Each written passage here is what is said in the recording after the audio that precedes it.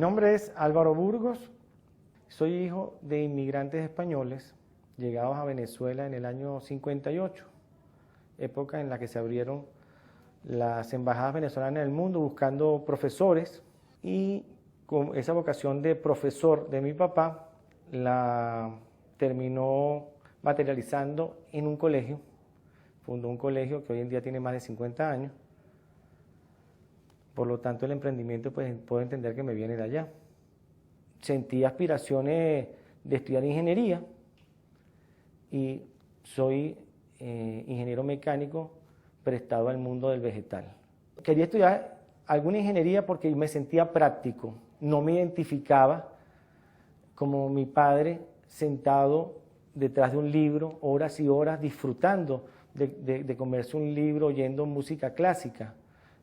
Era más práctico, me gustaba más preparar cosas con las manos y me daba cuenta que la ingeniería mecánica me gustaba. La asocié mucho con los carros. Los carros son para mí una parte fundamental. Entonces soñaba pues trabajar en una ensambladora de carros, ¿okay? Cosa que en Venezuela era para la época un negocio pujante. Yo me gradué un año después del famoso Viernes Negro venezolano. Venezuela, desde el año 1920, cuando se descubre el petróleo en Venezuela, hasta 1980, vivió uno de los crecimientos per cápita más importantes del mundo. Pero lamentablemente llegó hasta 1980 y ahí vino la debacle por problemas políticos y fiscales del país que no dependen de uno, pero que al final, como consecuencia directa, afectan nuestras vidas. Y la parte que más recuerdo es que hasta el año anterior de yo graduarme, tú ibas a la coordinación de carrera de tu carrera y tú te conseguías listados de empresas importantes, tanto nacionales como transnacionales, que solicitaban pues jóvenes recién graduados para que hicieran carrera en sus empresas. Entonces uno, dependiendo del tipo de empresa, te anotabas tu nombre y ponías tu índice académico. Yo estaba en la recta final, año 84, justamente unos 6, 7 meses después del famoso Viernes Negro, cuando se para la pujante economía, comienza el primer control de cambio, y un control de cambio no es otra cosa que la divisa ya no es accesible para todos los ciudadanos, sino que empieza con ciertos controles, y estamos en lo que se llamaba una sociedad recesiva, donde no era fácil conseguir un trabajo. No me iba a conformar con la frase de decir, no, estoy mal porque el país está mal. Creo que lo había oído tantas veces, esa frase, que quería deslindarme de ella. La crisis es la circunstancia en la que vivimos las personas todos los días, todo el día. Crisis es la tergiversación, el cambio, la transformación violenta, impredecible de las condiciones en las que vivimos. Como emprendedores no estamos en capacidad de utilizar esos cambios, esas transformaciones, esas sorpresas que nos da la cotidianidad a nuestro favor, vamos a quedarnos en el camino. Y el éxito está 2 pasos más allá. Está cuando de esa circunstancia adversa, de esa circunstancia fuera de nuestro control, de esa circunstancia en la que la mayoría de las personas dicen no se puede, nosotros hacemos nuestra oportunidad. Y en lugar de usar pañuelos para llorar, nos dedicamos a coser pañuelos para vendérselos a los que están llorando.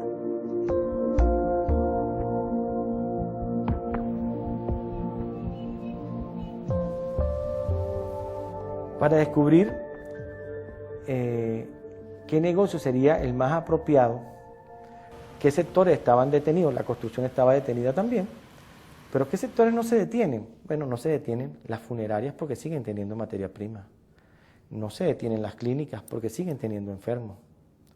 Pero para esas 2 cosas que nombré, que nos pasaron por la cabeza, no teníamos ni el conocimiento ni el capital. Aquí en Venezuela ha sido siempre una práctica muy común el dar de comer.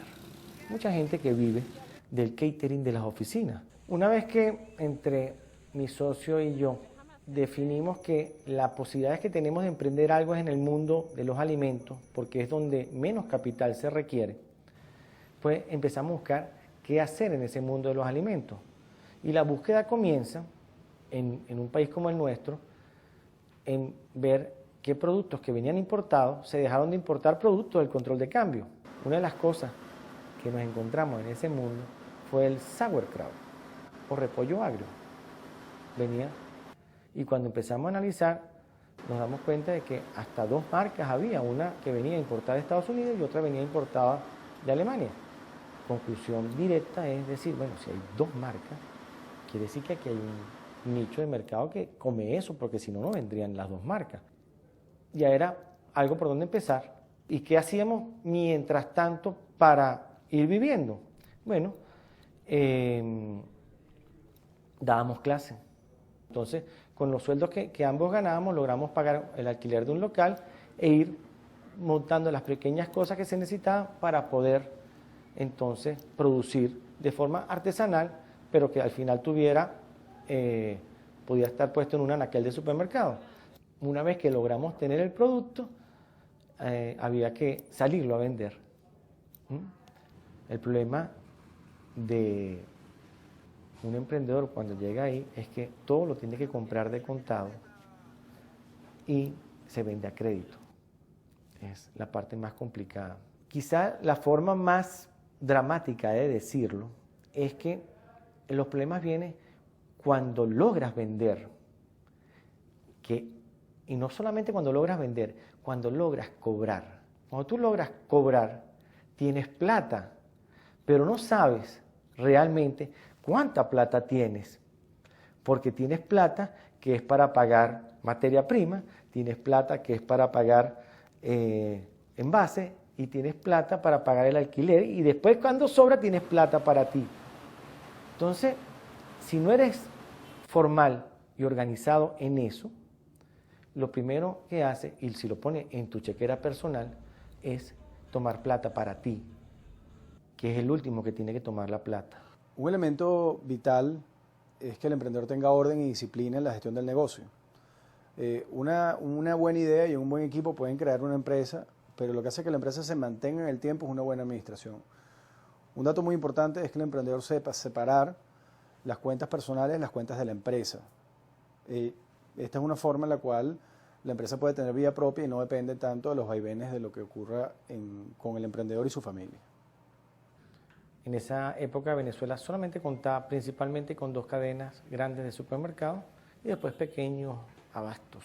Así que era fundamental lograr entrar en esas 2 cadenas. A mí no me tocó, le tocó a mi socio lograr entrar en obtener una orden de compra de los supermercados. Digamos que dentro de las dificultades que tiene, ser una empresa muy chiquitica y sin ninguna experiencia, llegar a ofrecer, a hablar con un jefe de compra, no puedo decir que haya sido tan complicado porque del simple hecho de que ya dejaban de llegar productos, pues que no era lo habitual que fuera la gente a ofrecer cosas. Por lo tanto, había esa posibilidad, había espacio en el anaquel. Cuando llegó ese primer pago, el cuento de siempre que te falta real y medio para completar el bolívar, ¿no? O sea, ya estaba totalmente, ya debíamos todo. O sea, no había forma de detenerse a decir, cónchale, ¿cuánto nos ganamos aquí? Sino simple y llanamente fue el impulso de decir, sí se vende el producto, o sea que hay que seguir. El gran cambio en la organización surge cuando a mi socio en Central Madeirense topó en ese tú que vendes conocer al que era para ese momento vendedor de mayonesa Kraft, un producto de altísimo consumo masivo, y que le pregunta a Hans, le pregunta, ¿y tú qué vendes? Y le dice repollo agrio, y el tipo no sabía lo que era eso, ¿no? Y entonces le empieza a explicar que es repollo cortado. Y el tipo dice, cónchale, y si tú cortas repollo, ¿no cortarías lechuga? Bueno, sí. La pregunta vino porque era el que vendía la salsa Big Mac para McDonald's. McDonald's llegó a Venezuela en el año 86, por eso preguntó, ¿y no cortarían lechuga? Porque tengo un cliente que tiene esa necesidad y no hay quien se la corte. Al llegar a la tienda, bueno, conocimos a su director general para aquel momento y nos dijo que así sería su problema, que él nos daba la lechuga y nos pagaba 7 bolívares por cada kilo que le lleváramos cortado. Nosotros no sabíamos si eso era bueno o malo, pero la palabra mágica fue 7 bolívares todos los viernes, ¿okay? Por cada kilo que le llevara y él ponía la lechuga. Tú no tenías que arriesgar nada sino trabajar. Bueno, pues manos a la obra y nos metimos en ese carrusel. Para cortar la lechuga, desde los inicios, lo hacíamos con una moulinette casera o ayudante de cocina, pero cuando nos pedían 60 kilos en un día, eso no se daba abasto. Entonces, llegamos a tener mucha experiencia a cortar con cuchillos, con 2 cuchillos a la vez. A lo mejor agarrabas 2 cuchillos a la mano, entonces la distancia entre hojas era el ancho del corte, ¿ok? Y con eso cortabas con una tabla de madera. Había que refrigerarlo en temperatura de 1 a 4 grados centígrados y, por supuesto, había ciertas complicaciones que había que lavar y secar. No tenían secadora Sprint, sino que tenían arriba unos rodillos que era por donde tú pasabas la ropa y eso exprimía, ¿no? No había esa lavadora se llamaba chaca-chaca. Hoy en día todavía está de muestra en la compañía, que fue la primera secadora, porque esa lavadora sobrante que teníamos en una de nuestras casas de nuestros padres, la adaptamos con un motor y un motor reductor para hacerla girar y poder secar la lechuga. Muy primitivamente, pero secaba. Y bueno, una vez secado metíamos el producto en bolsas plásticas y lo único que hicimos fue conseguirnos una selladora de calor para poder cerrar la bolsa. En ese momento, obtenido el producto, pues lo llevamos, les pareció bueno, por lo tanto, hoy en día nosotros decimos con orgullo que somos pioneros en Venezuela en poner vegetales en una bolsa.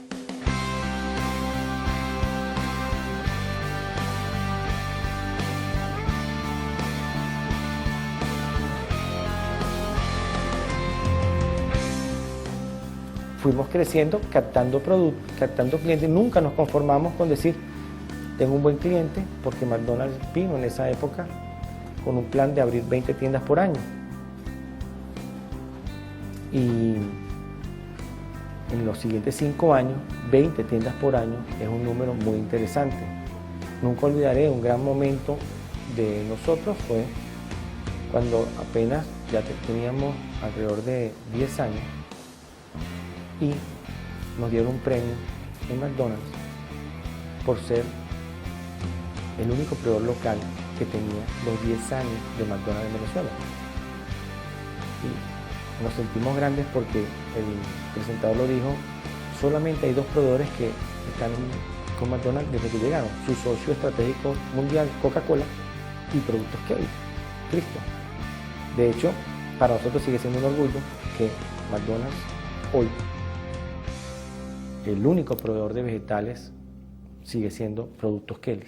El crear, el generar riqueza, el proveer a los ciudadanos de ese talento que tú tienes para mejorar la sociedad, tiene por sí ese valor de la responsabilidad inmerso en cualquier cosa que tú hagas, porque cuando tú estás emprendiendo, estás generando un producto, estás generando un beneficio y eso tiene una calidad que esa calidad va inmersa en tu responsabilidad como emprendedor y en aquello que la persona percibe o adquiere a través de lo que tú produzcas como emprendedor y se va a sentir que esa empresa de la cual tú eres el eje tiene una responsabilidad fundamental con el ciudadano, que es proveerle de un producto que mejore su calidad de vida.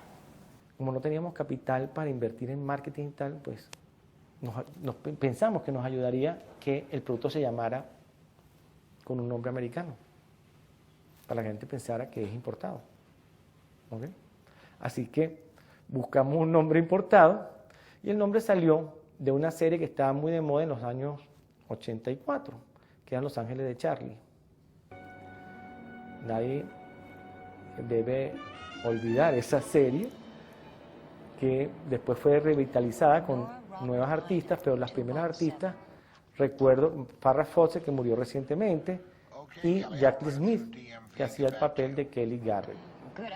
Entonces, para mí, Kelly Garrett era una mujer muy, muy bonita, era como un amor platónico, así que el Kelly de ella le dio el nombre a la compañía, y después, para ponerlo más yankee, mi socio le puso el apóstrofe y la S, y mi hermana gentilmente, con su creatividad, nos hizo el logo que hoy en día todavía conservamos, con el tenedor y el cuchillo. En el 2006 recibí un premio que, con el debido respeto, siento que me merecía. Es un espaldarazo de esos que te motiva a decir, bueno, valió la pena seguirse levantando todos los días a las 5 de la mañana para hacer país. No hay excusa para nadie que no pueda emprender. El emprendedor se hace siempre y cuando tenga la constancia y la disposición de enfrentarse al reto. Creo que realmente, si algo yo puedo transmitir que es fundamental para emprender, es ser constante. Los primeros 7 años comimos piedra. Más de una vez tuve ganas de tirar la toalla. Hoy en día me defino como una persona que crea vida y hace país. Estoy en vitrina para mis trabajadores que me ven todos los días levantarme para ganarme mi día a día. De hecho, hoy en día esa es la frase que hemos acuñado en Kelly, creando vida, haciendo país.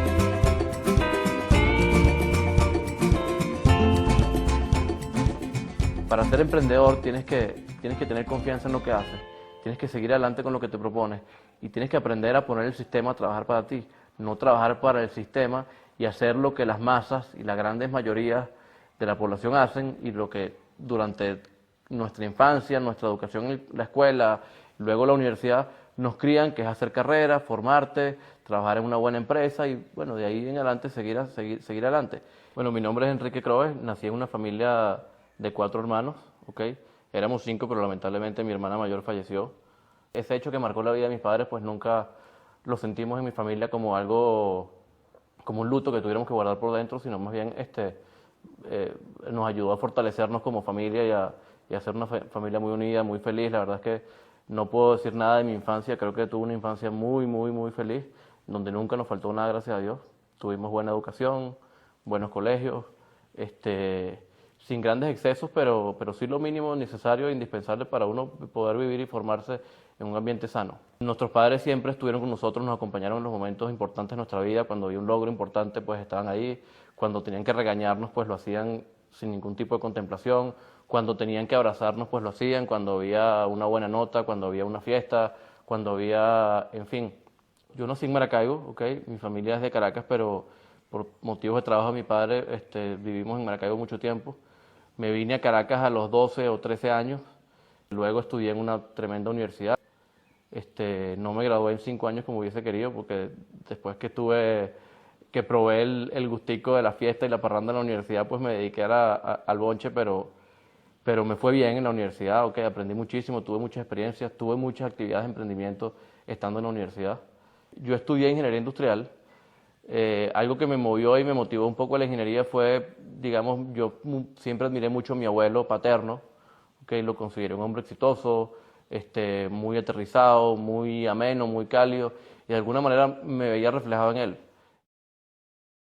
Desde pequeño siempre, todos los veranos, mis papás me mandaban por lo menos un mes o 2 meses a trabajar en alguna empresa donde tuviésemos algún tipo de relación. Me gustaba ahorrar, me gustaba tener mi dinerito y de alguna forma, pues de hecho yo trabajar y tener un ingreso propio, aparte de la mesada que me podían dar mis padres, y completar para algunos gastos o cualquier cosa que yo quisiera hacer con mi propio dinero, pues me agradaba la idea, ¿no? Entonces, yo la verdad es que lo hacía con gusto. Nunca faltaba que llegara una visita a mi casa y yo le ofrecía, bien sea un tío, un familiar, un amigo de mi familia, que le lavaba el carro y que le cobraba 5 bolívares por la lavada, y me la pasaba en eso, ¿no? Estando en el colegio, conseguí un amigo de mi hermano mayor que tiene una fábrica de franelas, ¿okay? Y hacía franelas estampadas con la bandera de Venezuela. Y bueno, por ahí comencé, digamos, ese fue como que mi primer negocio.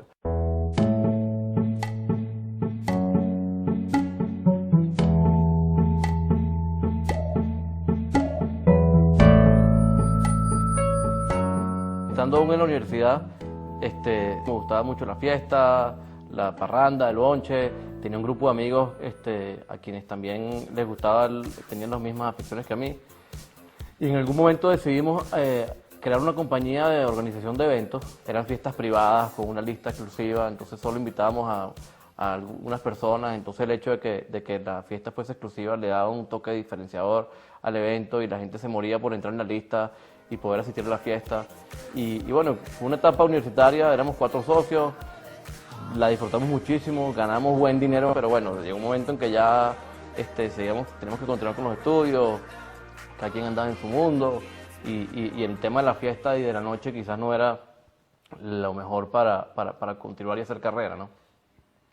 En algún momento se me ocurrió el invertir en un negocio de taxi y decidí pedirle un préstamo a una prima a quien le tengo mucho aprecio, que me apoyó y me dijo, bueno, yo con el dinero que yo había ahorrado de la organización de eventos y los negocios que había emprendido antes, y el dinero que me completó mi prima para comprar el taxi, el carro, pues compré un taxi estando en la universidad. ¿Okay? Tomé mi deuda, compré mi taxi, lo puse a trabajar con algún chofer que yo pensaba que era de confianza, ¿okay? Que me lo iba a cuidar bien y lo iba a mantener y me iba a tratar el negocio de maravilla, pero resulta que no fue así. Al cabo de un año había pasado por lo menos no menos de 12 o 15 choferes, los tipos se perdían, no me pagaban el dinero que me tenían que dar por el uso del taxi, me sacaban los repuestos del vehículo, pero bueno, la verdad es que ese fue un negocio en el que no me fue bien, pero creo que aprendí muchísimo. No me dejó beneficios financieros, pero me dejó un aprendizaje interesante, una experiencia más. No me importaba fracasar, no me importaba lo que me dijera la gente, no me importaba que me cuestionaran. A veces la sociedad creo que nos castiga o nos pone ciertas barreras, y creo importante saber tener confianza en lo que uno se propone y sobrepasar esa valla de la sociedad, de los cuestionamientos, de lo que te dice la gente, y seguir adelante, ¿no? Digamos que a la hora de que una persona joven quiere emprender, hay muchos paradigmas que entran en juego, ¿no? Hay uno de ellos que es que eres muy joven para emprender. Debes formarte en una empresa corporativamente y después volver y después de tener la experiencia de emprender. Yo creo que esto dista mucho de la realidad.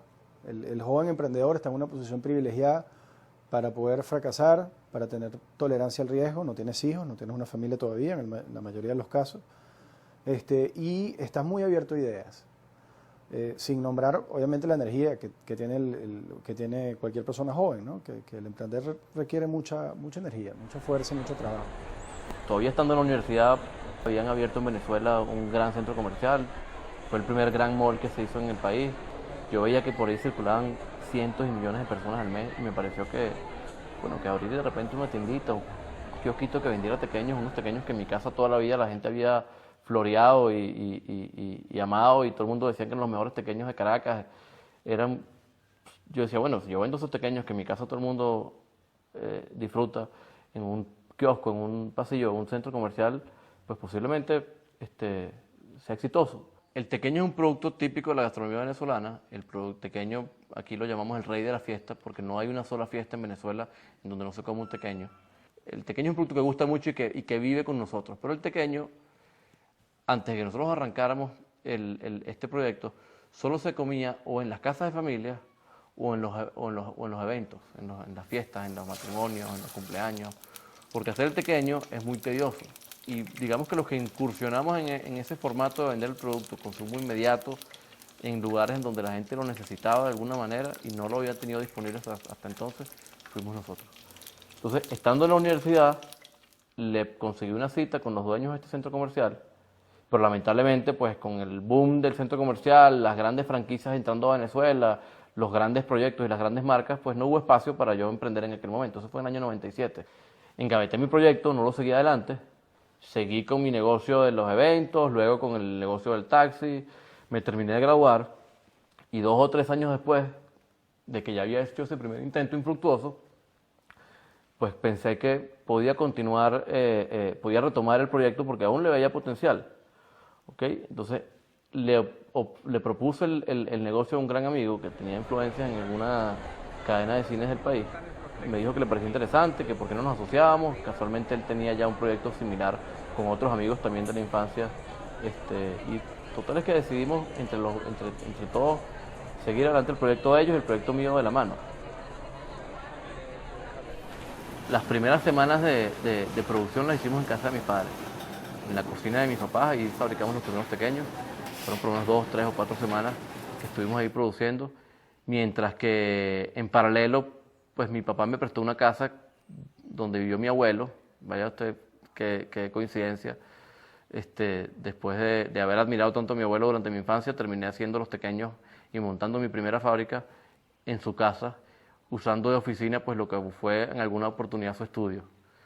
Yo desde el primer día que vendí el producto en un cine y vi la reacción de la gente, vi el apego, vi las sonrisas en las expresiones de la cara cuando la gente mordía el producto, yo dije, esto tiene potencial y esto debe ser una empresa a la que hay que dedicarle y darle forma, meterle recursos, dedicarle tiempo. Esto no puede ser una aventura más. En ese momento, el padre de uno de estos grandes amigos comenzó como a tutorearnos y a coacharnos y a darnos guía en cómo emprender el negocio. Y me dijo, mira Enrique, tú eres el que está motorizando el negocio, eres el emprendedor del grupo, tus socios, quienes están aportando mucho, por supuesto, son grandes corporativos, ya trabajan en unas tremendas empresas transnacionales y este negocio requiere de que uno de ustedes se dedique a tiempo exclusivo a la empresa para que la empresa pueda salir adelante. Así que me recomendó un libro que se llama Padre Rico, Padre Pobre. Hoy en día creo que esa es mi Biblia. Creo que supe entenderlo. Empecé a trabajar 100% de mi tiempo en función al negocio, negociar con proveedores, buscar materias primas económicas, formar, digamos, las bases para que esa empresa surgiera. Conocer tu negocio es lo más importante. Tú te tienes que convertir en experto de eso que tú estás creando. Nadie debe saber más de tu negocio que tú. Y si eso significa investigar, consultar, preguntar, pero también probar, intentar, volver a probar, perfeccionar lo que tienes, eso es parte de la tarea que te corresponde como emprendedor. Para salir adelante, para innovar en lo que tienes, para mejorar tus productos y servicios, para convertirte en un emprendedor competitivo en tu entorno, necesitas dominar desde la A hasta la Z cada uno de los procesos que están involucrados en tu emprendimiento. En cuestión de semanas, pues ya yo no me daba abasto con el volumen, me quedaba sin pequeños porque la producción no me cubría la demanda que estaba teniendo. Entonces, inmediatamente, al mes y medio abrimos el segundo cine, luego de 2 o 3 meses el tercero, el cuarto, el quinto, y así fuimos creciendo.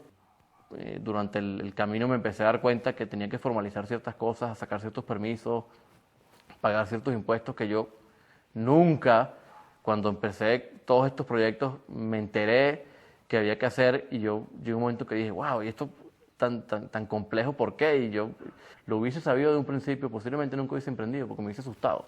El emprendedor creando y generando riqueza es una facultad que viene de alguna manera inmersa en el espíritu del individuo dentro de todas las condiciones que tiene para crear, para innovar, para producir y generar riqueza y bienestar a una sociedad. Luego de 2 años trabajando bajo este formato de concesionarios, en donde ya habíamos metido el producto en colegios, en cines, en algunas fuentes de sodas y cafeterías de universidades, pues decidimos emprender bajo el concepto con la primera tienda exclusiva de tequechongos, con productos de tequechongos, donde ya si nosotros fuésemos quienes operáramos el 100% del negocio y vendiéramos el producto directamente al consumidor final, no a través de terceros.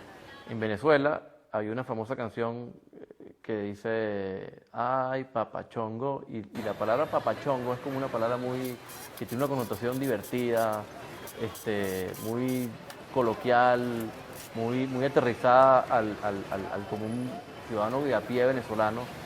Entonces cada vez que las mujeres ven por ahí a alguien que les gusta, un hombre apuesto, qué sé yo, la mujer dice, mira ese papachongo. Pensábamos que iban dirigidas a un target joven, local, dinámico, atrevido, divertido. Pues nos pareció que lo más elemental era vender tequechongos. El lugar en donde abrimos esa tienda fue en una feria que se estaba construyendo en la Universidad Católica Andrés Bello, casualmente en mi casa de estudio. Entonces, luego de un año operando esa tienda, pues decidimos, bueno, yo creo que ya es momento de abrir una segunda y de repente podemos buscar un inversionista que la maneje por su cuenta propia, ¿ok? Siempre con asesoría nuestra. Entonces comenzamos a vender franquicias y en el 2005, a finales de año, abrimos 5 tiendas en calidad de franquicia.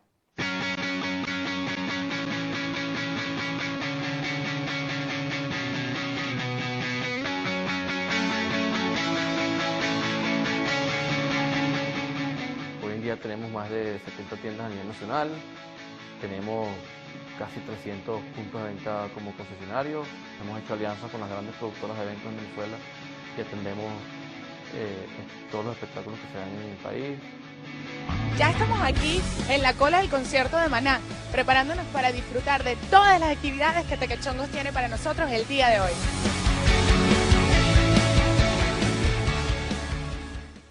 Estadios deportivos, estamos en los estadios de béisbol a nivel nacional, estamos en los estadios de básquetbol a nivel nacional. La empresa madre, que es la empresa industrial, tiene cerca de 200 empleados, entre obreros y la área administrativa. Tenemos en las tiendas unos 250 empleados más, por lo cual generamos 450 empleos directos en el país, más lo que hemos desarrollado fuera de Venezuela, donde hoy en día tenemos presencia a nivel internacional en México, en Colombia y estamos por abrir en los Estados Unidos. Buenos días. ¿Cómo están? ¿Quieres salir en televisión?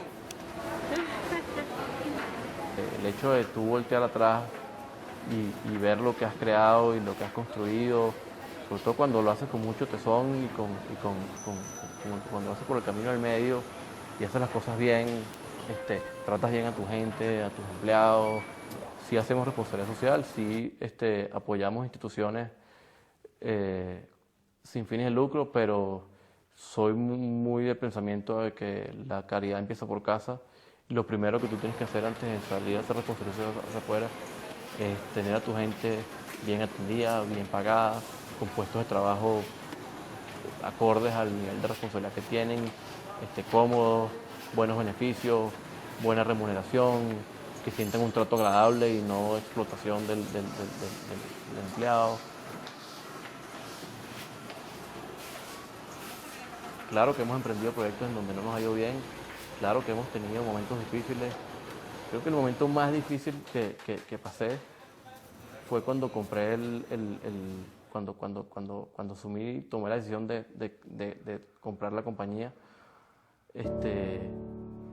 Yo recuerdo que en aquel momento llegué a una cifra con mis socios que no cabía en mi cabeza y yo no tenía los recursos para pagarlo. Y yo les dije que sí, que yo les pagaba eso y no tenía ni idea de cómo iba a hacer para pagarlo. Yo estaba recién casado, me acababa de comprar mi primer apartamento y tenía la deuda del apartamento.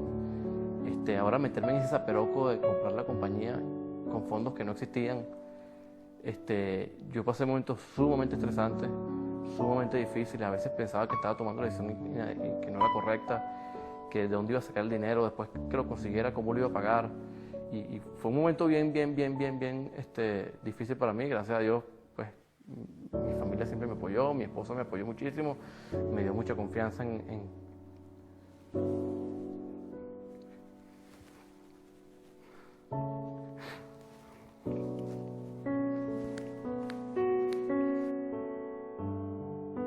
Debo confesarte que al cabo de 3 años yo decía, la deuda se volvió polvo. Y me reía de todo lo que sufría y lo que había padecido, y todo el estrés que tenía hacía 3 años para poder conseguir los fondos, para poder pagarlos, para poder, yo decía, bueno, ya la empresa se mantiene sola, ya camina, ya, este es un hijo que ya nació, ya di a luz, ¿no? Pero ahora me toca criarlo, educarlo, pagarle los estudios, regañarlo, hacerlo, desarrollarlo, ¿no? Y que crezca, para que algún día ese hijo que nació, pues me mantenga a mí.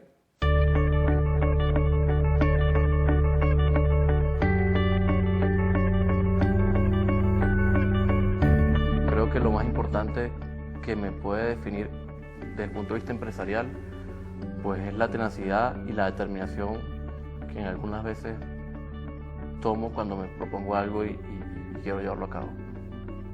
Yo creo que la gente a veces pierde horas y meses y años de su vida pensando en cómo sería la mejor manera de hacer las cosas, pero nunca se lanzan al agua y deciden hacerlas, ¿no?